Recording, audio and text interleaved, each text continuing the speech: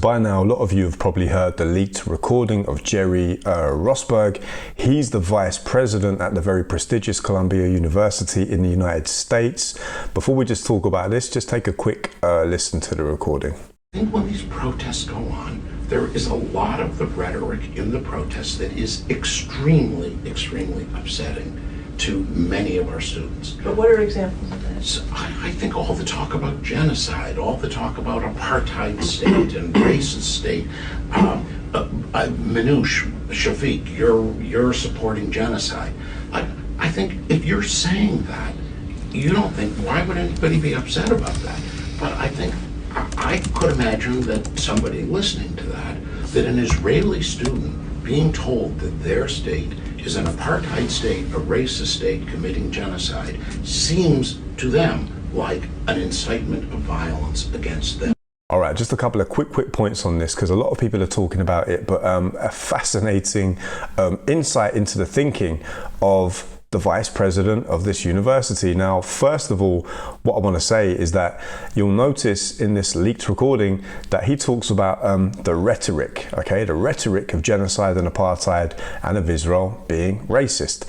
And then Mr. Rosberg goes on to say how this rhetoric, as he calls it, could potentially incite violence against Israeli students. Now, first of all, describing Israel as racist, apartheid and genocide is not rhetoric, okay?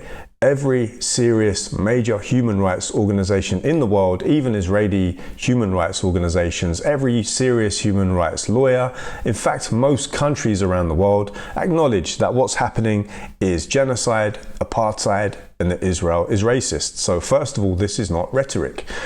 Second of all, the argument that this kind of rhetoric, as Rosberg calls it, could incite violence against Israeli students is so deluded, so backward thinking, so Orwellian, so like pseudo-intellectual, I don't even know where to begin. The most obvious point really is that the only thing that incites violence, the only thing that is violence itself. Now, words are not violence, much less when they are words of truth. It's just basic common sense to understand genocide, apartheid and racism is what Israel is doing. Every person that can see what's going on understands this. Now, the next thing to really think about is the fact that it's interesting. Columbia University is a university, okay? Now, the only thing that the words genocide, apartheid and racism, the only thing these facts are going to incite is critical thinking and a logical look at the situation in Palestine. These are the only things that talking about genocide, apartheid and racism is going to incite critical thinking. Now, presumably, you'd think at a university, particularly a prestigious university, you'd think they want to cultivate free thinking, you'd think they want to cultivate critical thought, you'd think they would be interested in the truth and the sharing of actual factual information. But of course, this is the vice president of Columbia University. Now, just doing a bit of cursory digging and the plot thickens. Now, we find out that just a few months ago, the very same university, Columbia University, basically shut down a couple of groups and stopped them from carrying out their activities. One of those groups was Jewish Voice for Peace, and also there was another pro-Palestinian group that got shut down at Columbia University. Now, when you look at the reasons that the university gave for really stifling the free speech of these groups, again, it was this idea of dangerous rhetoric. And I think there was something else there about, potentially holding events at the wrong time or something. What it definitely wasn't, there was nothing these groups were doing that was actually violent. They were just expressing free speech. Presumably in a democracy, Columbia University would be supportive of protest. Protests are not meant to be convenient as long as they are peaceful. This is the point. But the point here is that these groups that were speaking up for the Palestinians have been completely silenced. And again, let's remember that one of those groups was Jewish Voice for Peace. Jewish students were rallying advocating, protesting for Palestinians, because of course this isn't really about religion. This is about ordinary people of all religions, including Judaism, as well as Muslims and whoever else, atheists, whatever, coming together to call out the facts of apartheid rhetoric, as Mr. Rosberg calls it. I suppose a couple of other quick points would be that if you look at the quick defense of Rosberg, you know, he's really concerned more about the fragility of the feelings and the sensibilities of Israeli students than he is other groups being able to speak about the genocide and mass murder of Palestinians, in a way that tells you all you need to know about this guy. And again, just to sort of underscore the absurdity of it, really.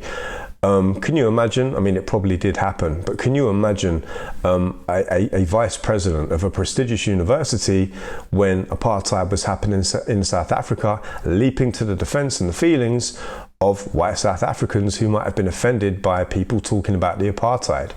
This is just utterly ridiculous. It's actually completely backwards, counterproductive. Again, as I said, pseudo-intellectual. This would be the case anywhere, but in a university which presumably prides itself, I would imagine, on free speech, this is just absolutely unbelievable. And I'll land on this.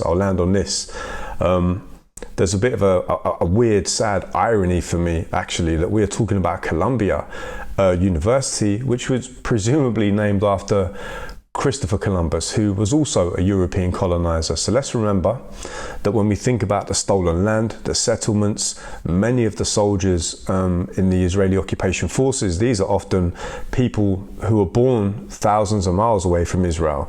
These are Europeans that are going to join a colonizing force to steal land, to join the occupation forces to kill Palestinians. So it's kind of ironic in a way that the vice president of a university named after another European colonizer, Christopher Columbus, who was Italian, is kind of funny or kind of weird and sad in a way, whatever you want to call it, that, you know, this is taking place. But again, if you do a bit more digging, you see this is not the first time Columbia University has really had some questionable views. And again, Gerry Rosberg is not just any old member of any old faculty, he's the literal vice president of the university. So this sets a dangerous precedent for free speech, people wanting to speak up for the Palestinians at this university. But luckily, the recording got leaked, the whole world has heard it, and now we see the truth of what Gerry Rosberg really thinks. And unless the university does something, this is going to reflect very badly on the university itself. It will continue to do so. So let's see where this story heads and how it develops in the coming days.